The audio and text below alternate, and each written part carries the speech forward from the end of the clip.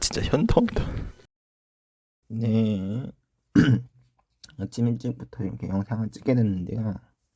그 이유는 제가 너무 어, 어제 경기를 보면서 화가 나가지고 이렇게 찍게 됐습니다.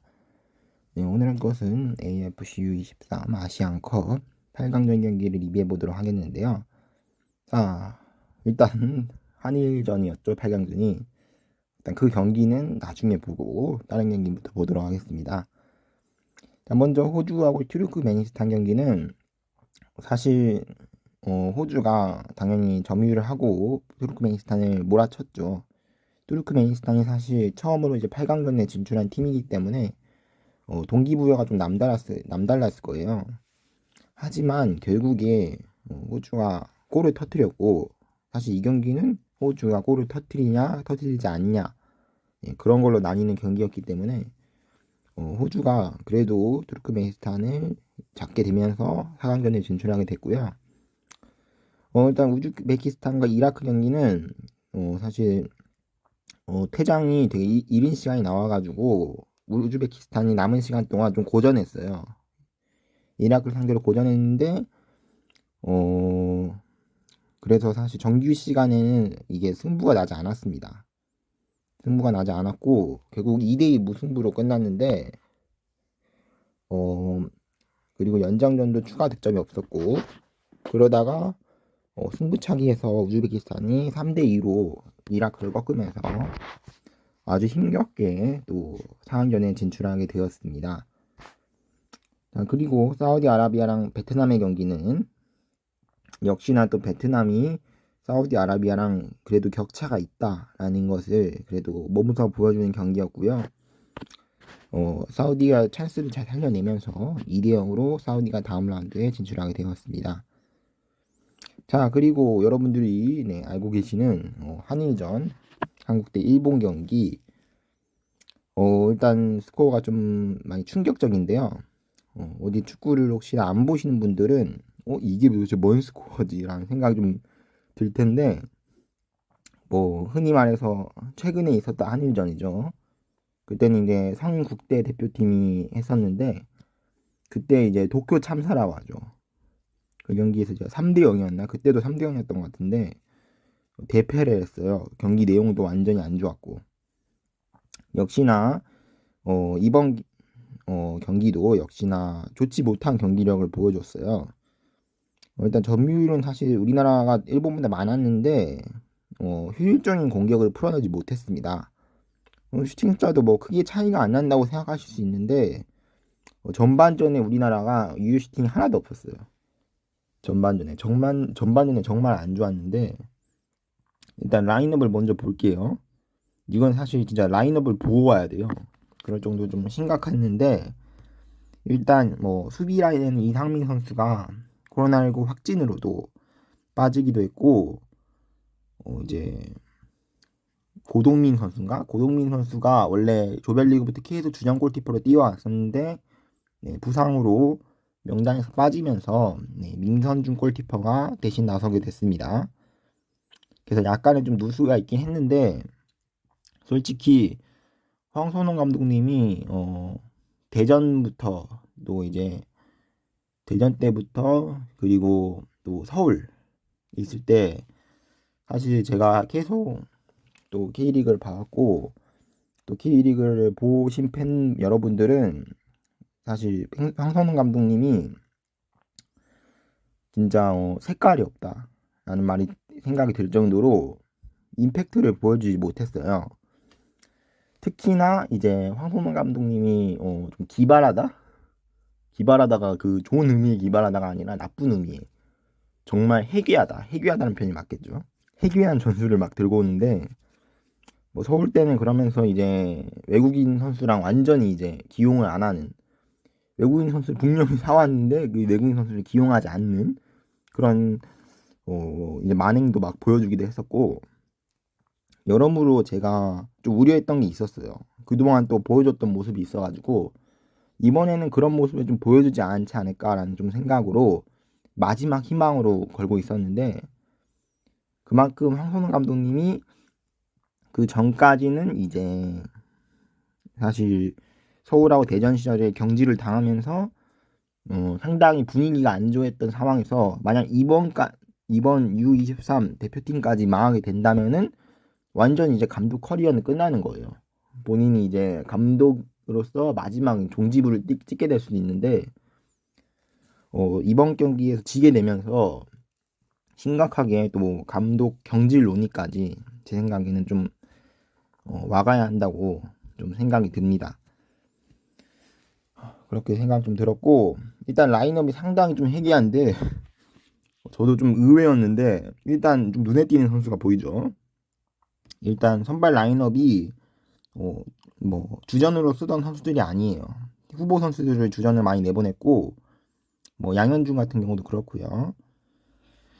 자 그리고 김태환 선수죠. 여러분들이 아시는 그 김태환 선수 맞아요.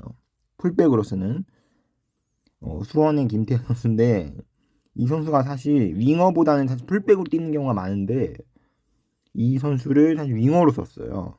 물론 윙어로 쓰지 말란 건 아니지만 이런 단기 토너먼트에서는 최대한 베스트 라인업을 들고 와야 되는데 맞지 않은 포지션을 가지고 쉽게 말해서 능력치가 떨어지는 거예요. 네, FM이나 뭐 축구 게임을 따지자면은 그래서 안 맞는 위치에다가 갖다 놓은 거고요.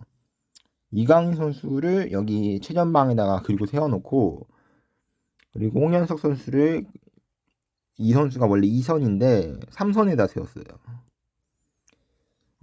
쉽게 말해서 이제 이재성 선수를 수비형 미드필더에다 세웠다. 뭐 그런 식으로 좀 보시면 될 것 같아요. 뭐 성인 국대로 따지자면은 그런 거라고 보시면 될 것 같고요. 그리고 일단 박정인, 고재현 선수도 지금 여기 측면에 나와 있긴 한데 사실상 거의 중앙에서 뛰었거든요. 근데 원래 이 선수도 중앙보다는 측면에서 뛰는 선수인데 물론 중앙에서 뛸 수 있지만 역시나 좀 별로 본인이 잘 뛰는 포지션은 아니고요. 수비 라인도 뭐 이상민 선수가 빠지고 이상민 선수가 축을 잘 잡아줬는데 그런 점이 또 골키퍼도 이제 처음 이제 국대에 뛰게 된 민호민 선수가 나오면서 사실 우려했던 것이 터졌다라고 생각할 수 있습니다. 선제골을 프리킥으로 먹혔거든요. 뭐 솔직히 여기까지는 뭐 이해할 수 있어요. 사실 프리킥이란 게 뭐 단 한 번의 실수로 진짜 상대가 뭐 잘 감아차가지고 우리가 잘 막았어도 골을 먹힐 수 있기 때문에 충분히 일어날 수 이제 사실 프리킥은 뭐 그렇다고 할 수 있는데 전반전에 사실 그 골 한 골만 먹힌 게 다행이다 할 정도로 사실 내용이 정말 안 좋았거든요. 진짜 행운이다 할 정도로. 왜 그랬냐면은 일단 이강인 선수가 지금 최전방은 나왔는데 우리가 뭐 이강인 선수를 활용한 공격을 할 거라는 게 사실 좀 보이긴 하죠. 그러면 이강인 선수를 살리는 플레이를 해야 되는데 이강인 선수가 오히려 고립됐어요. 상대 일본 선수한테. 그러다 보니까 뭔가 풀어가고 싶은데 풀어갈 수 없는 거예요. 비교를 하자면은 비교가 될지 모르겠는데 그 저번 한국과 이란 A매치 경기에서 월드컵 예선이었죠. 카타르 월드컵. 그때 이제 이란이 우리나라 호에 와가지고 경기를 했었는데 그때 아즈문 선수가 고립됐어요. 전방에서. 그러면서 정확히 말하면 이 김민재 선수한테 완전히 묶이면서 뭐 슈팅 기회도 제대로 잡지 못하고 뭐 어떻게 할 수가 없었죠. 네, 그런 것처럼 사실 이강인 선수가 완전히 고립됐어요. 자, 물론 그때랑 좀 다르긴 하지만 그런 식으로 고립이 돼가지고 사실 이강인 선수가 분명히 능력이 뛰어난 선수지만 아무리 일본 선수들이 몇 명이 에워싸면은 사실 이강인 선수도 풀어나가기가 상당히 힘들거든요. 뭐 이강인 선수뿐만 아니라 뭐 고재현, 홍현석 선수도 사실 일본 선수한테 고립됐어요. 당연히 그러면서 지금 중원이 완전히 이제 미드필더 싸움이 중요한데 여기서 완전히 밀려버린 거죠. 네, 그렇게 되면서 결국에 이렇게 대량 실점이 나오게 됐어요. 후반전에는 사실 뭐 다행히 권혁규 선수가 들어오면서 그래도 좀 나아졌거든요. 권혁규 선수가 들어오고 조별리그 때 주전으로 계속 썼던 선수들이 다시 교체 투입되면서 이렇게 생각해보면 사실 처음부터 주전 선수들을 좀 더 활용했으면 뭐 우리도 뭐 조영욱이랑 뭐 오세훈이라는 카드가 분명히 있는데 왜 이강인을 톱으로 썼을까? 좀 이해가 안 되죠. 저도 좀 이해가 안 돼요. 정말 진짜 이해가 안 되고 우리가 분명히 뭐 선수가 부족한 것도 아니고 그러다 뭐 주전 선수들이 뭐 대거 빠진 것도 아니고 뭐 상황이 안 좋은 것도 아니고 이게 근데 왜 이런 라인업을 들고 왔을지 좀 의문이 많이 들고요. 의문이 드는 이유가 앞서 얘기한 대로 지금 2선이었던 홍영선 선수를 3선으로 썼거든요. 근데 지금 정작 보면은 라인업에서 기존의 3선에 맞던 선수들이 한 명도 없어요. 전부 다 지금 교체 명단이 있는 좀 아이러니한 상황인데요. 그만큼 사실 이해가 안 갔어요. 전반전의 전술이. 단 그러다 보니까 이제 전반전에 한 골을 먹히고 시작하다 보니까 뭐 그뿐만 아니라 계속 내용면에서 밀리면서 정신적으로 이제 완전히 이제 낭떠러지 있어 버린 거죠. 그러다 보니까 후반전에 이제 실수가 더 나오면서 결국에 두 골을 일본한테 더 내주게 됐죠. 그래서 완전히 이제 추격할 의지가 꺾이게 되고 후반전에 사실 전반전보다 경기력이 좋아졌어요. 교체 투입하고 나서 오히려 그만큼 전반전에 이 전술이 이해가 안 갔다는 거예요. 네, 그런 또 반증이 되는 거죠. 자, 어쨌든 황선홍 감독님이 이 경기를 지면서 뭐 어쨌든 8강전이기도 했고 저번 대회 우리나라가 이제 기막범호였죠. 그때 이제 여기서 우승해가지고 도쿄올림픽에 가게 됐는데 다행히 이 대회는 파리올림픽 출전권이 걸려있지 않아요. 그래서 일단 당장 이 경기 지고 뭐 파리올림픽을 나가지 못하게 된다. 그런 일은 없지만 파리올림픽을 갈 수 있는 차기 AFC U23 대회 경기를 톱시드가 아니라 두 번째 시드나 세 번째 시드로 밀려날 수도 있어요.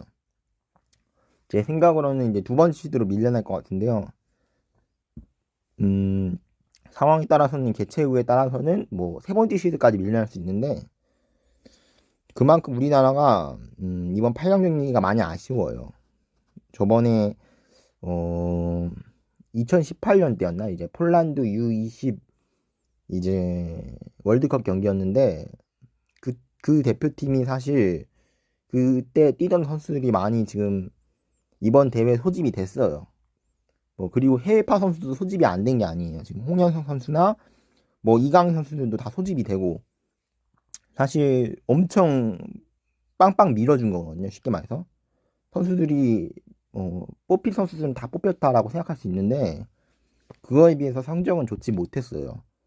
그렇게 생각하면은 당연히 그때 감독님이셨던 이제 정정용 감독님이랑 서울 이랜드 감독님이죠.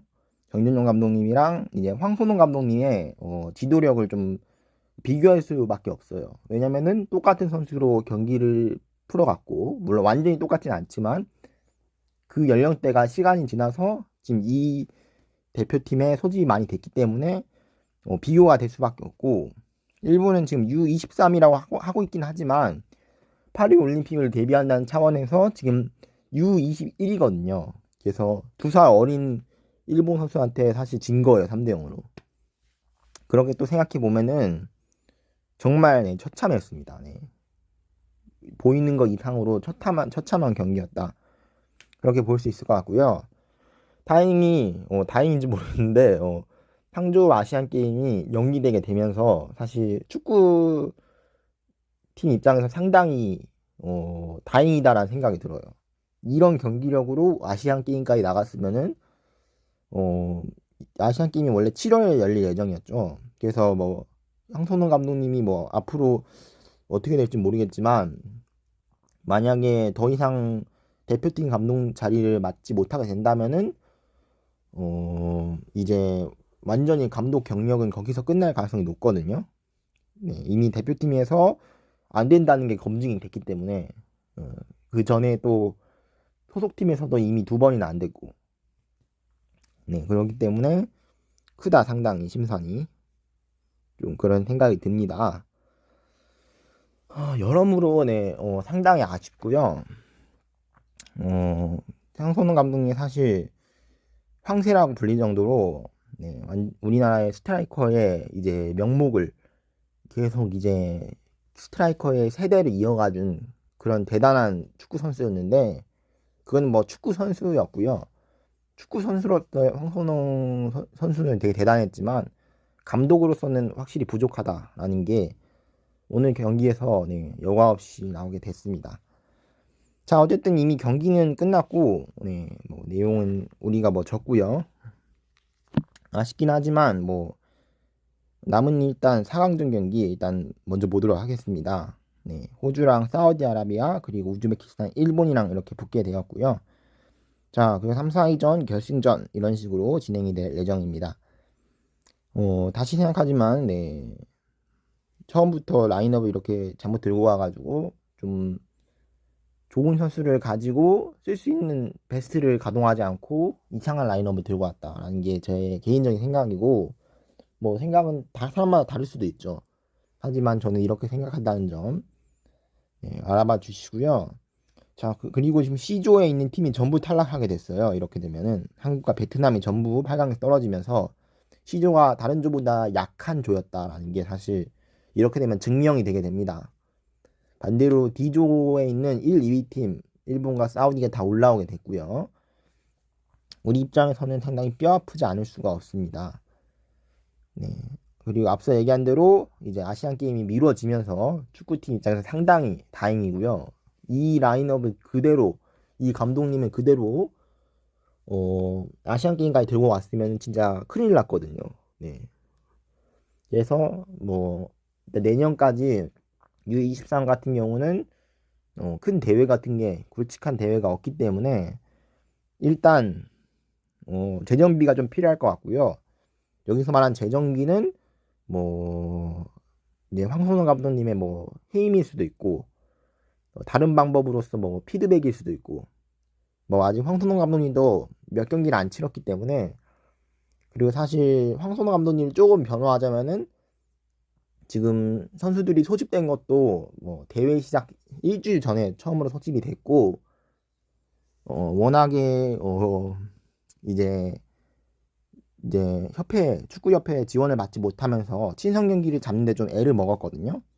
그렇게 생각하면 사실 황선호 감독님도 좀 동정할 수도 있지만 사실 좀 동정하기는 좀 그렇죠. 네. 오늘 이번 경기력이 뭐 조별리그 때부터 사실 좀 불안하기도 했었고 네. 일단 어떻게 결정을 내릴지 축구협회 결정을 좀 기다려 봐야 할 것 같습니다. 네. 어찌됐든 간에 저도 대한민국 축구를 보는 축구 팬으로서 좋은 길로 좋은 길로 나아갈 수 있으면 좋겠습니다. 자, 이러면서 제가 생각한 것보다 좀 AFU23 아시안컵을 좀 리뷰를 좀 빨리 맞추게 됐어요. 이런 식으로 빨리 끝날 줄 몰랐는데 많이 아쉽네요. 여러모로. 자, 일단 이번에 패배를 거울로 삼아서 다음에는 실수가 없이 꼭 좋은 모습을 보여줬으면 좋겠습니다. 네, 뭐 지긴 했지만 U23 대표팀 여러분들 정말 수고했고요. 어린 태극전사라고 하죠.